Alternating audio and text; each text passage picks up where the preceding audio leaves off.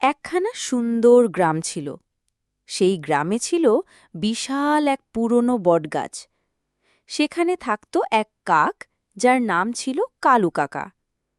কালু কাকা নিজেকে মনে করত সবচেয়ে চতুর, সবচেয়ে সাহসী, সবচেয়ে গুরুত্বপূর্ণ পাখি। প্রতিদিন সকাল হলেই সে গলা ছেড়ে ডাকত আর বলতো, কা কা কা শুনে রাখো, আমি এই গাছের রাজা, আমি সবচেয়ে বুদ্ধিমান। বাকি পাখিরা তার চিৎকার শুনে দূরে থাকত। কেউ তার সাহচর্যে থাকতে চাইত না। তবু কাকা গর্বে মাটিতে পা ফেলত না। কেউ শুনুক আর না শুনুক, প্রতিদিন তার বুদ্ধির কথা খুব অহংকারে সবাইকে বলত। তোমরা সবাই আমাকে একদিন একা করে দিয়েছিলে। আমি একা হয়ে গিয়েছিলাম, তোমরা কেউ আমার পাশে ছিলে না। একদিন আমার খুব পানি পিপাসা পেয়েছিল। আমি তৃষ্ণার্ত অবস্থায় এদিক ওদিক ছুটে বেরিয়েছি।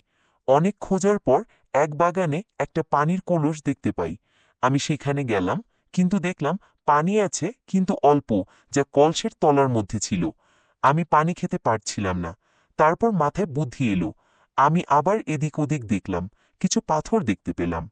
আমি পাথরগুলো একটা একটা করে কলসের মধ্যে ফেলতে থাকলাম। তারপর দেখলাম পানিগুলো উপরে চলে আসলো। আমি তৃপ্তি সহকারে পানি পান করলাম। আমার সে বুদ্ধির কথা সারা পৃথিবীতে ছড়িয়ে পড়ল। আমার সে বুদ্ধির সবাই আমাকে তোমাদের রাজা বানালো।